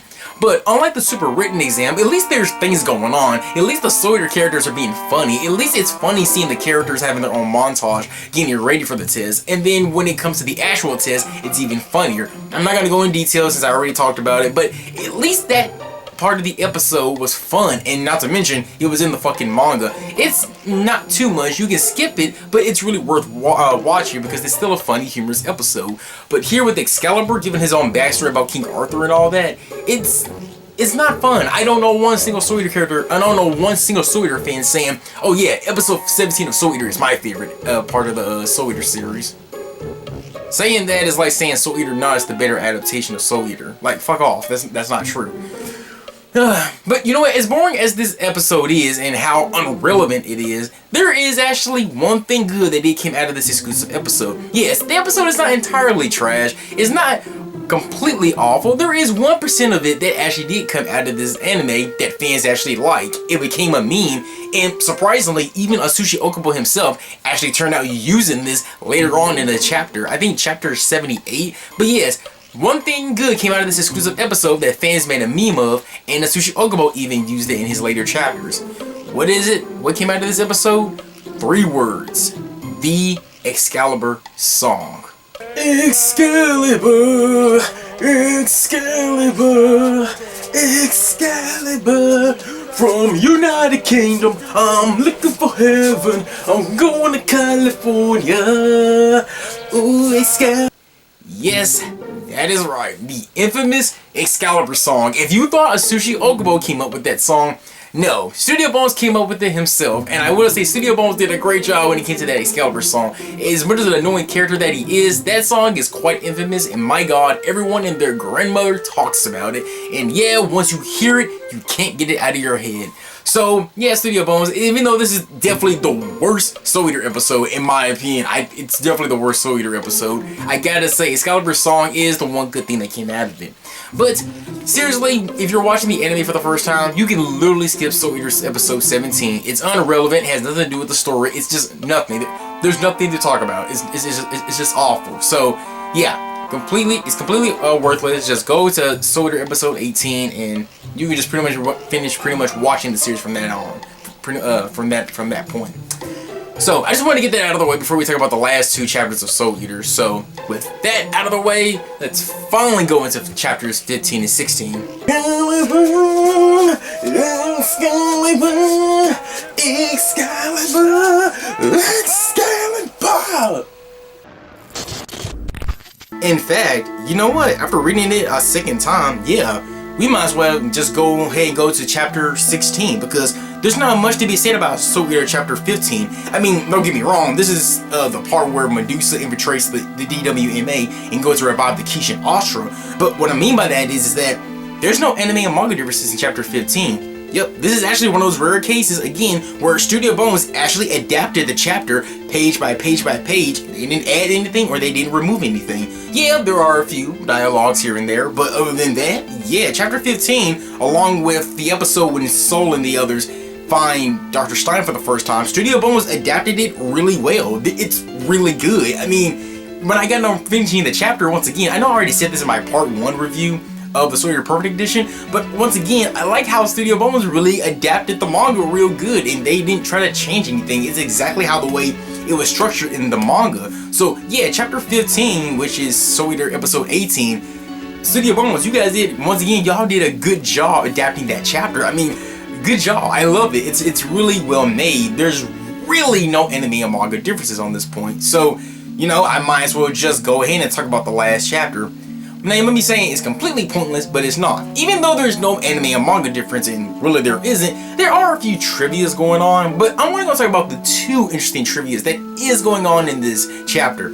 Well, first of all, and this is real small, Harvard, who actually ends up being Ox's weapon, we actually see him in his weapon form for the first time. Now, in this chapter, we don't know it's Harvard, we don't know it's him until later on, but in this chapter, we do see Ox trying to break out of the cube that sealed everyone in the room in, and of course Ox tries to use his weapon to break everyone out, but of course it's no use. So he uses Harvard to try to break free, and there's nothing he can do about it, and we see Harvard in his weapon form for the first time, so that's pretty cool. But I think the other nice piece of trivia is that we actually get a little introduction to Kilix. And Kilix is way different than he is than he turns out to be later on in the manga. In the manga, he kind of looks a little off. I can't put quite my finger on it, but Ox looks slightly different than he'll look later on in the manga. I guess because at this point, I guess Atsushi Okubo didn't know that Kilix was going to become a side character and then become a really good, relevant side character. So his early appearances are pretty meh for the most part, but this is the first time we see Kilix for the first time in the manga. However, in the anime, and I think this was episode 4, I could be wrong, but in Soul Eater episode 4, Studio Bones actually foreshadowed the side characters like Ox, Harvard, Kilix, Kim, Jackie. Everyone was already teased in an earlier episode of Soul Eater, and that's because Studio Bones read the manga, and of course they wanted to introduce the side characters early. That's nice of them to do that, but unfortunately the side characters don't have shit to do in the anime. Oh sure, they do stuff when they go to retrieve the Book of Avon when they're having that snow battle arc and everything. That's true, they do stuff there, but other than that, yeah, they're completely irrelevant in the anime. But that's besides the point. But Harvard in his weapon form and Kilix being introduced in this manga for the first time, yeah, that's the only 2 pieces of trivia that I can think of. Of course, there are a little bit of trivia going on, but again, my video, I'm just saying what I find interesting, but yeah, chapter 15, which is episode 18 of Soul Eater. Studio Bones, you guys did a good job. You adapted every every part of the manga into the anime, and I gotta say, I had this stupid ugly look on my face while looking, because you guys did a great job doing that. So, Studio Bones, good job. I applaud you. I love it. So yeah, there's not much to be said about chapter 15. So with that being said, let's literally get to the last part of this long video. Let's talk about chapter 16. In fact, would you believe, Studio Bones once again followed the chapters page by page by page with chapter 16. So yeah, it's actually pretty identical to chapter 15 that Studio Bones animated really damn good. So yeah, there's not much to talk about. Except for one little thing. Yes, there is actually one anime exclusive scene that was actually in this episode, but aside from that, everything else is still page by page by page exactly the same. And the one anime exclusive scene that was in this anime and in this episode is actually we see Medusa and Stein fight. Now, yes, they do eventually fight, but it doesn't happen in the manga. In manga chapter 16, it's really savored for the next chapter before they even begin to fight in this chapter. But the anime, of course, being 20 minutes long, they had to extend it somehow. So of course they decided to give us a Stein versus Medusa fight, which is still a little tease before their actual fight begins in the manga. So I can give them credit for that. But other than that, that's the only anime and manga differences. They decided to include Stein and Medusa's fight. Now, quick disclaimer, I don't know if this kind of fight happens in the manga later on, because Studio Bones has been best known for animating certain scenes, and they will take that, you know, that part from the manga, and they'll make it play a little early in the anime. So I'm not too sure. I just wanted to make that point before I contradict myself if it's somewhere in the manga later on. But let's just say that for now, at least for this particular moment, for this episode, let's just say it's an anime exclusive episode. But yeah, other than that, yeah, everything else plays exactly like how the manga is. However, I'm going to say more than that, because after we talk about the anime exclusive scene between Medusa and Stein's fight, I do want to talk about 3 things I did not like in this moment. I say moment because there are 2 things have to do with the dialogue. One dialogue changed by Studio Bones, or Funimation. The other dialogue actually has to do with Sushi Okubo that he makes Manga say. And then there's one thing that I don't like that Studio Bones actually end up using in their exclusive episodes after Soul Eater took its anime route after episode 35. But I actually hate to, end it on a, kind of negative note, but it's just more like nitpicky. It doesn't impact Soul Eater that much as a whole, but I say I just nitpick on those 3 things, but that's just me. So, with that being said, let's talk about the anime exclusive scene that was in this episode. So, most of you may be wondering, where does this anime exclusive scene take place in the manga/chapter?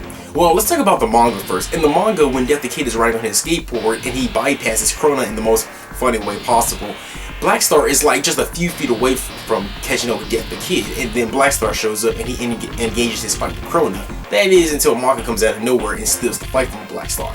Now, in the anime, when Death the Kid is riding on his skateboard and he bypasses Krona and Ragnarok, we immediately go back to Stein and Medusa where we see their little exclusive fight that happens. And I gotta say, that was a pretty great way for Studio Bones to incorporate that fight. I mean, I couldn't think of an even better way. However, in the manga, once Death the Kid bypasses Krona, Blackstar is just a few feet away from catching up with Death the Kid. However, in the anime, once Death the Kid bypasses Krona and he goes back to Stein and Medusa, and then after we see Stein and Medusa, we go back to Krona and Ragnarok, and it's as if Blackstar is just now catching up with Death the Kid. It's a nice way for them to squeeze in the fight, so that was really clever. I liked it. That was smart. That was a clever way to incorporate that exclusive anime scene. So anyway, let's talk about this scene. First of all, before they even fight, and it doesn't really mean anything, but before the fight even begins, it's pretty funny as we see Spirit flirting with Medusa, and then Stein starts to rub it in Spirit's face and say, well, I was dancing with her, which gets Spirit a little jealous that he found out Stein was actually dancing with Medusa. So they have their little fight right there, fighting between Medusa. So the fight actually begins, and we get a little insight about Stein's soul wavelength. So when Manga, Death the Kid, and Blackstar bypassed Medusa's vector arrows, of course, when Medusa was distracted and she was about to attack Manga, Stein comes behind her and he hits her with a soul wave force. And we find out a little interesting thing about Stein's wave force. When Stein uses his powers on someone, it turns out that he can stitch any type of their bodies anywhere on any object. Here, he stitches down Medusa's feet to the ground, which means she can't move. Later on, he uses that power, and then Medusa is actually stitched to the wall. It's an actually pretty cool one. I actually wish Stein would use this more. Now, in the manga, I'm not too familiar, but in the anime, at least as far as I can know, I don't think this ever happens again in the anime. It's a cool concept that Stein has, but he doesn't really utilize it too much, so that's a disappointment. But anyway, we also find out interesting about Medusa's vector arrows. It turns out when Medusa puts these arrows on the floor, her opponent goes in whatever the direction is telling them to go on. However, Medusa can also stand on the arrows, and she'll also go in the same direction as well. I also like how she uses those vector arrows around Stein, and she pretty much does like a 360 around him, and then she kicks him. That's pretty cool. But the best and the coolest thing in this fight is when Stein is on the ground, Medusa puts one of those vector arrows below him, which is she's trying to put, make Stein come to her, but instead Stein stitches himself to the ground. That was cool, but it gets even better. So since Stein is glued to the ground, Medusa was trying to attack Stein while he was on the ground. Then Stein, cleverly enough, let go of the thread on the ground, and the vector arrow pushes Stein towards Medusa while he tries to swing and attack her. That was pretty cool. Unfortunately, it backfires and Medusa kicks him back and Stein gets hit on the ground. But that was a pretty cool scene. I do like that. Was pretty clever that Stein did that. It's a pretty good exclusive anime fight right there. Now, since I said exclusive, like I said, I'm not too sure if this is going to play later on in the next chapter or whatnot. I don't know if this is an exclusive anime fight or not, but regardless if it is or not, I gotta say, Studio Bones, you guys did a great job animating it. If you guys came up with it, that's even cooler, but if not, it's awesome. I do like the fight between Stein and Medusa. It's definitely one of my favorites, and it's really smart. I love it when the protagonist is pretty smart and outsmarts the antagonist, or how sometimes the antagonist outsmarts the protagonist. Well, the hero and the villain fight. But yeah, that's the anime exclusive scene in this episode that wasn't in the chapter. But of course, later on, we'll see Stein and Medusa fight later on. Now let's talk about the 3 negatives that I did not like about this. Now, there's one dialogue change that I didn't like that Funimation did, or if Studio Bones are the ones to blame with this dialogue change. There's one dialogue I didn't like that Atsushi Okubo gave Manga, and then again, there's this one concept that Studio Bones will end up using later on. But yeah, let's talk about those little nitpicks for a while before we end the video. So, in the beginning of the chapter and in the beginning of the anime, Stein explains to both Maka and Blackstar, that the kid already knows, but Stein explains to both Blackstar and Maka that Lord Death is basically a part of Death City. His soul is basically attached to Death City, and Lord Death can never leave. The reason he attached his soul to Death City is because, of course, Ashura is sleeping beneath Death City, and Lord Death wanted to make sure that the Kishin Ashura would never escape. So, basically, Maka just says, well, if the Kishin does escape, is Lord Death able to leave Death City now that Ashura's gone? And basically, no. Lord Death would just rearrange his soul in a way where he can never leave Death City. So Lord Death and Death City are pretty much they're pretty much a part of each other. They're attached to each other. So Lord Death can never leave the city. So Stein says, to make a little funny, sarcastic humor, and says if Lord Death ever wanted to leave from the desert and walk around wherever he wanted to go, he would have to attach legs onto Death City and move around. It was just a quick little funny gag that, Studio Bones, that Atsushi Okubo decided to put in. It was a humor gag that Atsushi Okubo put in there for just, just to be funny a little bit. But it turns out someone at Studio Bones was like, hey, that stupid concept when Stein made that comment about Lord Death putting legs on attached to Death City and walking wherever he wants? It looks like someone at Studio Bones thought that would be a good concept to put in Soul Eater.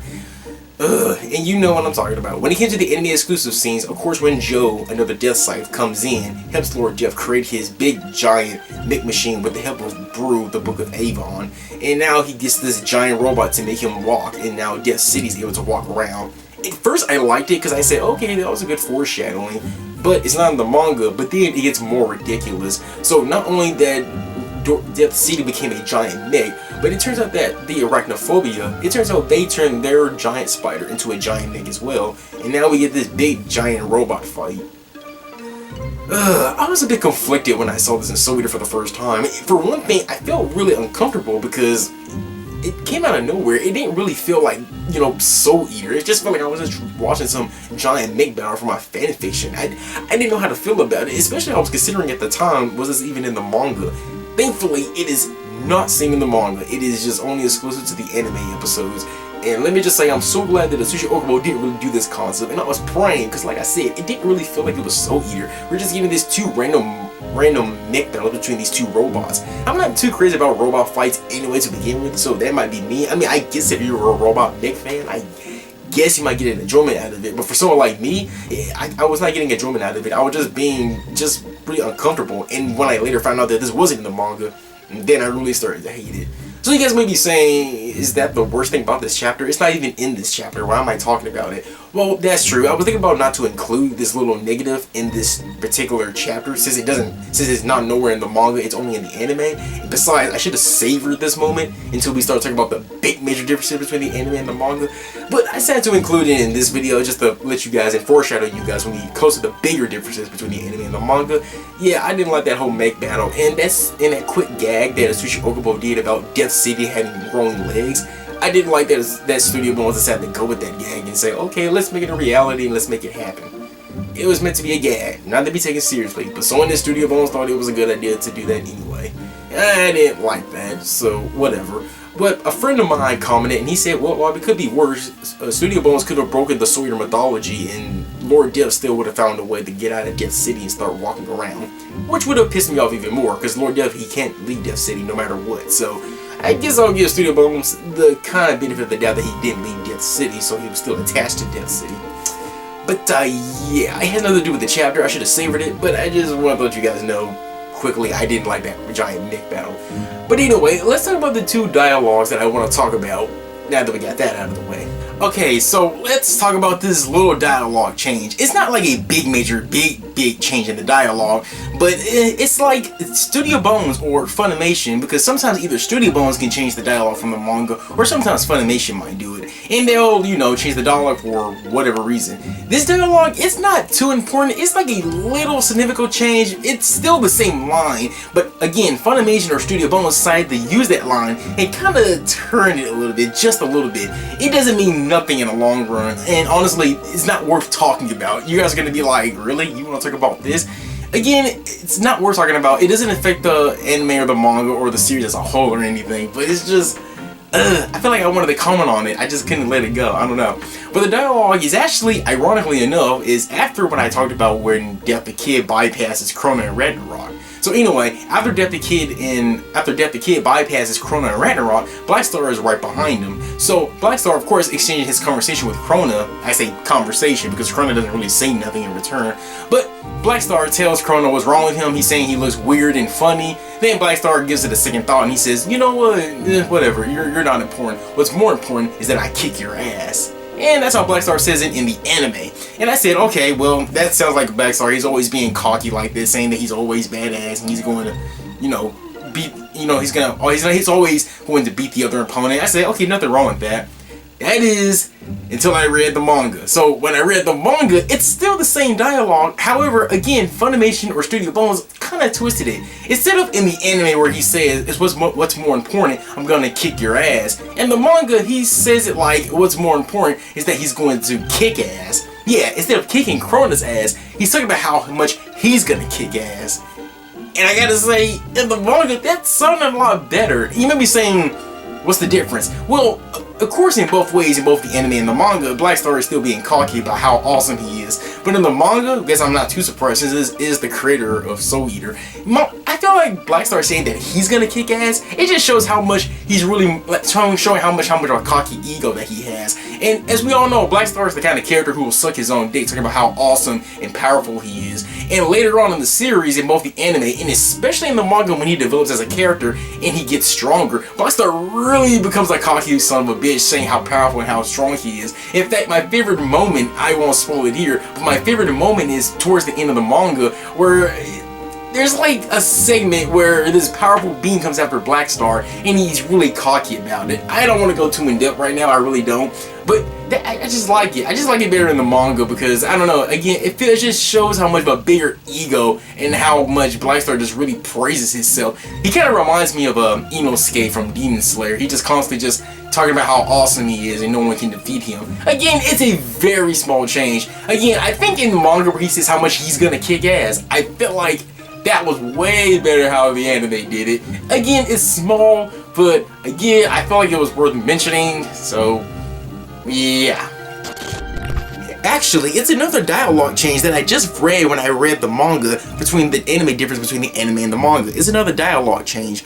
It happens when Maka shows up, right behind Blackstar. Of course, Maka tells Blackstar that she wants to fight Krona instead, and so afterwards, Blackstar thinks she's being funny to fight Krona. Instead, Maka decides to sort of threaten Blackstar so she can fight Krona, and then Blackstar responds. And in the anime, Blackstar says she better not get carried away, or she's gonna get herself killed in the fight.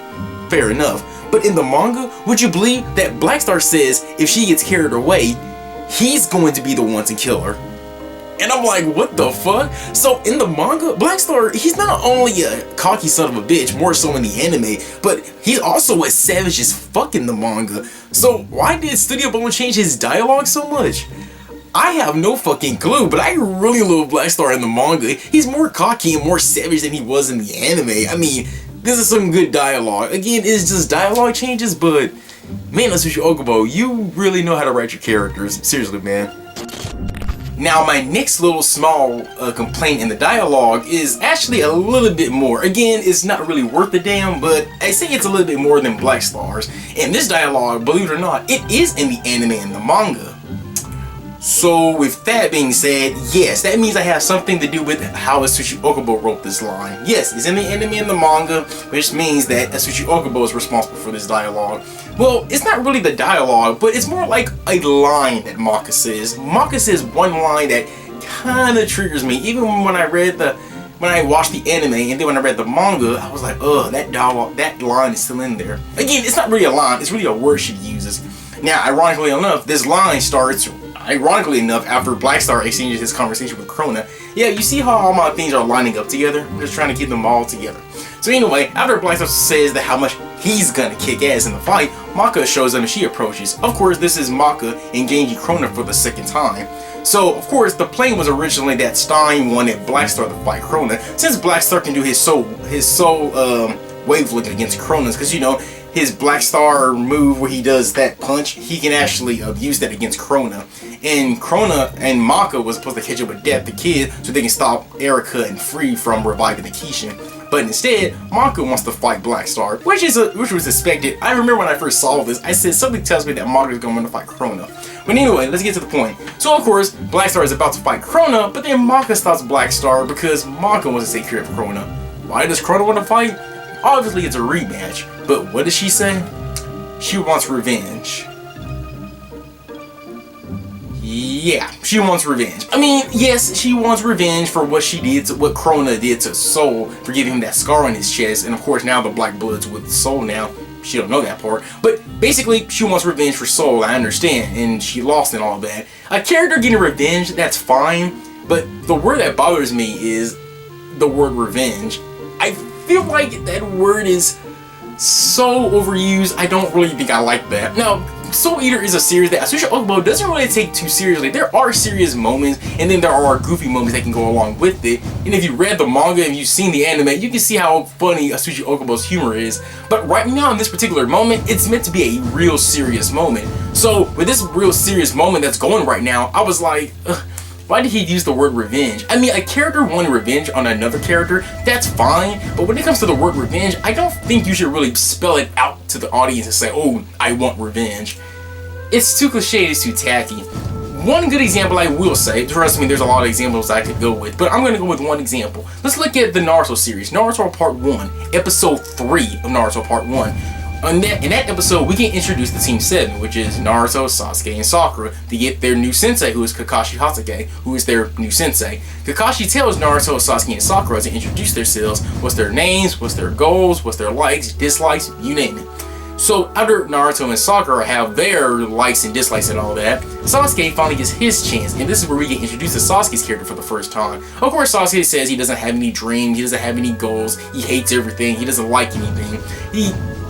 He just wants one thing, and as we all know, long story short, he wants to avenge his clan. He wants to kill a certain someone, which of course we later find out that it's his brother that he wants to kill. But it's actually the dialogue. Obviously Sasuke wants revenge, but how Masashi Kishimoto did it was real smart. Instead of Sasuke saying he wants revenge and he's going to go after a certain someone, no, instead the dialogue is, I'm going to restore my clan.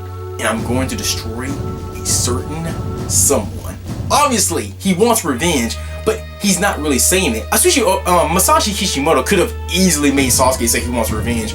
Or, hell, he could have said he wanted to avenge his clan, which Sasuke does say later on in the anime, he wants to avenge his clan. But since this is Sasuke's first introduction for the first time, I see that Masashi Kishimoto didn't want to use the word revenge, so in a way, he used it in a different way, and I loved it. Instead of saying revenge or avenge, he just says he wants to restore his clans, and to restore it, he needs to kill a certain someone. And I like it. It's good. You're not flat out saying it. Obviously, he wants revenge, but he's not flat out saying it to the audience, oh, I want revenge. I love it. I think that was the best way you could do that. So with the manga, I feel like she didn't have to say revenge, but I feel like she could have said it another way.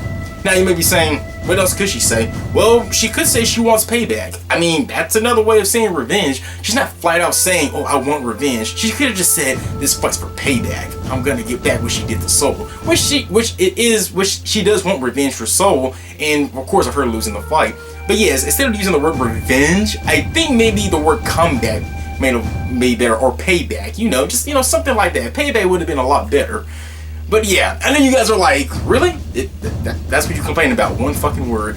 Yes, it's my complaint, but this is just my opinion. But overall, it doesn't affect the series. And one little other thing also that bothers me is that this is Manga. This is our main protagonist, and her saying revenge, I was like, ugh. Personally, Manga is my favorite female when it comes to anime protagonist females, and it's Manga. I love her, but with her being our hero and our main protagonist, I don't think she should be using the word revenge and all that. I don't think she should be saying that. Blackstar shouldn't say it, the Kid shouldn't say it, Soul shouldn't say it. No one in this series should say it. No one, I don't care what media it is. No one should use the word revenge. I feel like that word should be obsolete. No one should ever use that word, because once you use revenge, I think I'm just gonna laugh, because no one takes that word seriously. Anyway, that's all I gotta say about that. Overall, this chapter is good, other than that exclusive anime fight with Stein and Medusa. A little dialogue change here and there, but other than that, Studio Bones did a great job animating this chapter, and everything else about this chapter is extremely awesome, and it is good. So yeah, once again, we are getting very close. We are getting very close to Ashura. Again, he's my second character next to Krona, and I gotta say, in the next chapter, hopefully in the next chapter, we will be introduced to Ashura, but I highly doubt it, because there's the fight between Maka and Krona. There's also the fight between Stein and Medusa, and let's not forget when Death the Kid catches up with Free and Erica, and then Blackstar has his own fight with Erica because he's trying to stop her. So I don't know, with all of that going on, I feel like the next Perfect Edition, it might not include Ashura. He might be introduced in not the fourth one, but the fifth one, where he gets, resurrected and all that. I actually want to see that resurrection and how it looks in the manga, because in the anime, Studio Bones animated it so well. So fucking well. So I gotta see how it looks in the manga. But Ashura, yeah, I guess he won't be in the fourth Perfect Edition, but maybe most likely in the fifth one. But overall, Soul Eater Perfect Edition Part 3, I enjoyed it. There was a lot of interesting things. And, just an overall perfect edition. I love it. I really did. I cannot wait until the fourth one comes out, which is just around the corner. We're not too far from it. So, yeah, Soul Eater Perfect Edition Part 3. I mean, yeah, the Perfect Edition manga, it was good. I really enjoyed it. So, yeah, there's nothing more to say.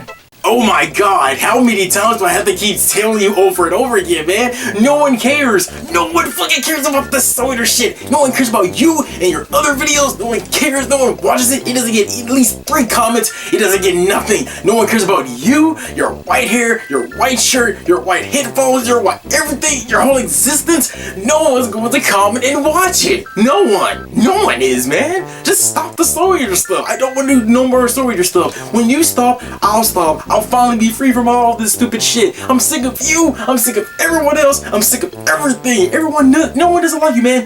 No one likes you. No one wants to see you, and no one wants to see that purple hair of me, that stupid, retarded, ugly looking motherfucker. No one wants to see either of you guys.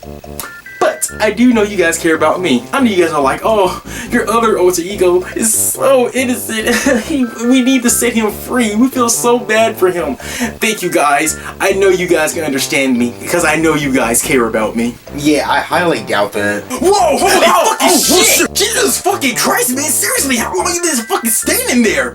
You moron. I've always been right here reading. I haven't moved my spot. What the hell? What the fuck are you talking about? I've been walking forward, backwards and forwards over and over. I've been looking in that same direction. I've never seen you right there. Hell, when I had to go take a fucking shit, I went in that direction. I still didn't see you. What the fuck?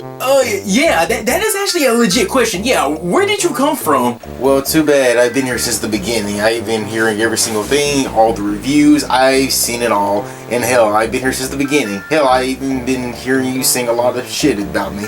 Hey man, I was just fucking bullshitting, man. I was just bullshitting. I wasn't being serious. Oh, whatever. I'm not in the mood to fight you anyway. I'm too tired. And don't worry, I've seen everything like your stupid retarded dance. So don't worry, that stupid dance of yours, yeah, that's proof enough to show how much of a fucking fool you are.